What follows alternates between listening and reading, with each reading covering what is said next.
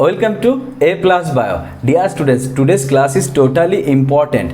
Totally important क्यों बताया? आज का क्लास के ऊपर बेसिस से ही हम लोग क्लास 12 का जर्नी स्टार्ट करते हैं 2021 का। 2021 का जो जर्नी है वो as well as positive as well as negative भी है।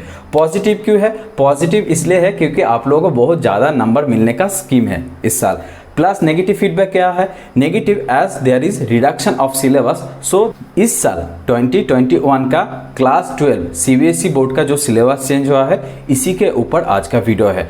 आज का वीडियो के साथ साथ मैं प्रीवियस ईयर का भी सिलेबस सजेस्टेड कर दूंगा ताकि आप लोगों को पता चल जाए कौन कौन सा टॉपिक इस बार नहीं है एंड कौन कौन सा टॉपिक इस बार है।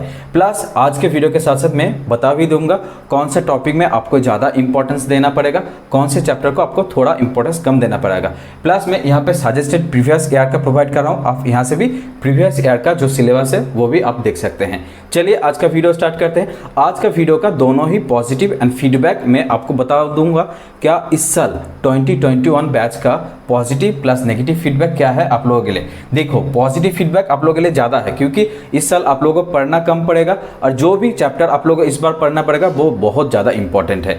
इन कॉरस्पॉन्डिंग आपका नेगेटिव फीडबैक क्या होगा? नेगेटिव फीडबैक आप लोग बहुत चैप्टर को नहीं पढ़ पाओगे क्योंकि वो चैप्टर इस साल उतना ज़्यादा इंपॉर्टेंस प्लस कोरोना के चक्कर में इस साल इस सिलेबस को थोड़ा घटा दिया गया है। प्लस आपका कॉन्सेप्ट भी थोड़ा उस टॉपिक में नेगेटिव और थोड़ा कम हो सकता है अगर आप लोग वो चैप्टर छोड़ दोगे। आपका बोर्ड में बहुत ज़्यादा नंबर आने का चांस है वो पॉजिटिव है। नेगेटिव है आपका फ्यूचर का कॉन्सेप्ट लाइक नीट के लिए, लाइक आप जब आईआईटी जैम और आप लोग जो ग्रेजुएशन में और मास्टर्स में पढ़ रहे होगे तो आप लोगों को इस चैप्टर में थोड़ा कॉन्सेप्ट थोड़ा बहुत लड़खड़ा सकता है।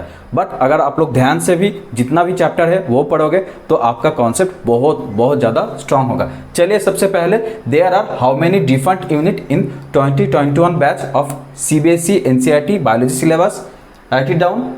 6 unit, 7 unit, 8 unit, 9 unit and 10 unit. So what are the different unit जो हम लोग क्लास 12 में पढ़ेंगे from 6 to 10 unit. From 6 to 10 unit यहाँ पे भी different chapter wise different set है। लाइक यूनिट 6 में आपको पढ़ना पड़ेगा only 3 chapter out of 4 chapter. Unit 7 में आपको पढ़ना पड़ेगा ओनली 2 चैप्टर्स। यूनिट 8 में आपको पढ़ना पड़ेगा only 2 chapters as well as जितना भी यूनिट है सभी में आपको 2 चैप्टर्स ही पढ़ना पड़ेगा सिर्फ पहले को छोड़ के। In unit 6 that is reproduction, unit 6 जितना भी टॉपिक है that is all related about the reproduction. First जो यूनिट था दैट इज यूनिट का फर्स्ट जो चैप्टर था that is reproduction in organism, वो इस बार नहीं है। So they are in chance of 2, 3, 4। This 2, 3, 4 number chapter is highly important इस साल। यहाँ से आपको कितना मार्क्स आएगा? 14 marks. Write it down. From unit 6 there are 14 marks, right, distributed in 3 chapter. First chapter 2 that is deals with reproduction in flowering plants। आपको यहाँ से फ्लावरिंग प्लांट का जो भी रिप्रोडक्शन का कॉन्सेप्ट है वो बहुत स्ट्रांग करना पड़ेगा। लाइक पॉलीस्पर्मी क्या होता है, डिफरेंट एंजियोस्पर्म, उसके भी डिफरेंट टर्म्स, लाइक कितना डबल फर्टिलाइजेशन का मीनिंग क्या होता है, पार्थिनोजेनेसिस क्या होता है, वो सब बहुत ज़्यादा इंपॉर्टेंट है in chapter 2 of unit 1।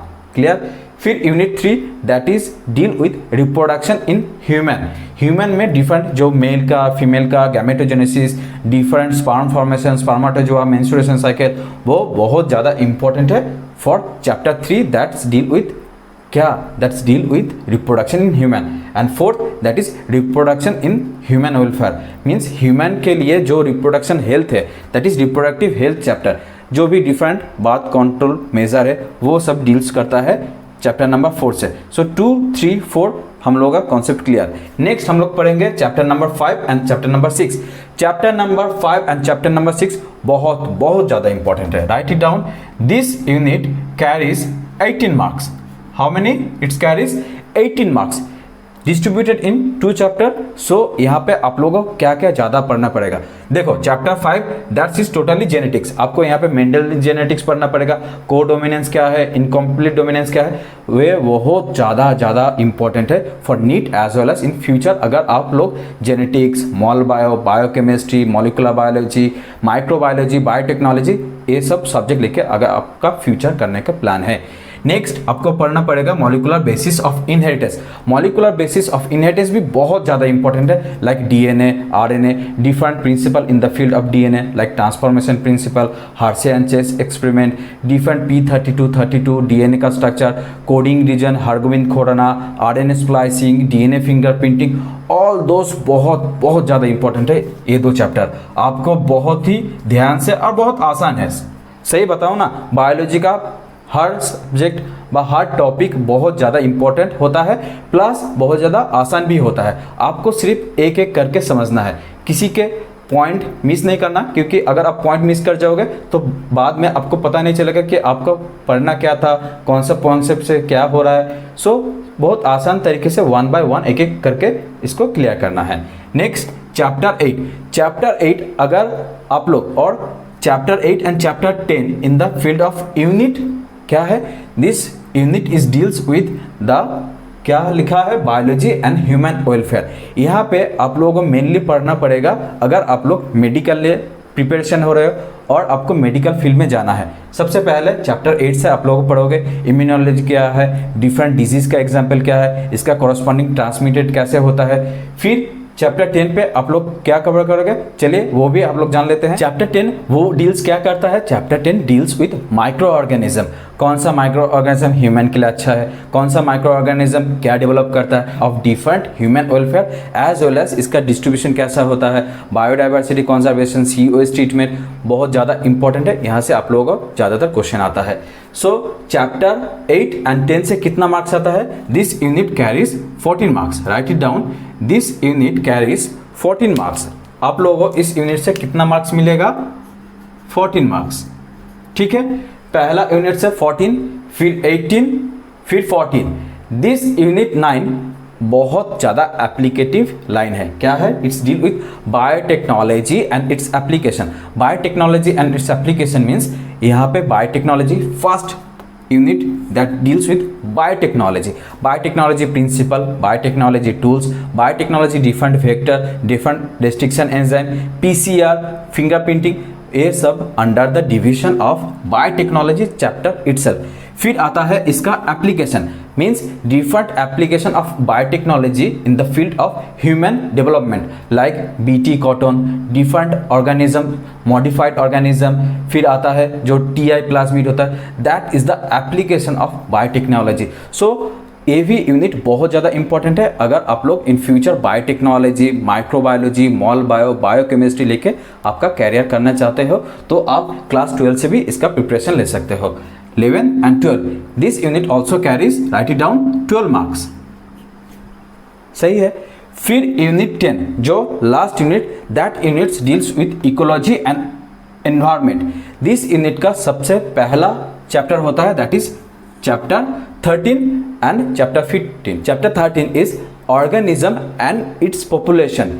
Chapter 13 बहुत ज़्यादा इंपॉर्टेंट है, यहाँ से आपका डायरेक्ट क्वेश्चन पूछता है। आपको यहाँ पे ज़्यादा दिमाग लगाने की कोई ज़रूरत नहीं, आपको सिर्फ स्ट्रेट फॉरवर्ड इसका कॉन्सेप्ट आना चाहिए। लाइक डिफरेंट क्या क्या होना चाहिए, एलेंस प्रिंसिपल क्या है, डिफरेंट रिलेशन बिटवीन क्या ऑर्गेनिज्म एंड इन्वायरमेंट, इसके बेसिस पे इसका भी डिफरेंट होता है। और भी डिफरेंट पॉइंट है like migration and different movement in the field of organism and its population.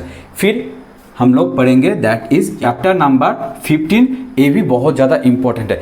Chapter 15 पे आप लोगों को डायरेक्ट क्वेश्चन पूछा जाएगा लाइक इन सिटू हाइब्रिडाइजेशन क्या है, difference between in situ and ex situ hybridization, difference between populations and different diversity का जो रिलेशनशिप है, फिर डिफरेंट प्राइमरी सेकेंडरी जो भी रिलेशनशिप बनता है वो भी बहुत ज़्यादा इंपॉर्टेंट है। फिर different reserve area like biodiversity reserve area, hotspot area बहुत ज़्यादा इंपॉर्टेंट है in chapter 15। Chapter 13 and chapter 15 बहुत आसान है, आपको स्ट्रेट फॉरवर्ड यहाँ से क्वेश्चन मिलेगा। आप यहाँ से भी आपका स्कोर बहुत आसान तरीके से आप कर सकते हो।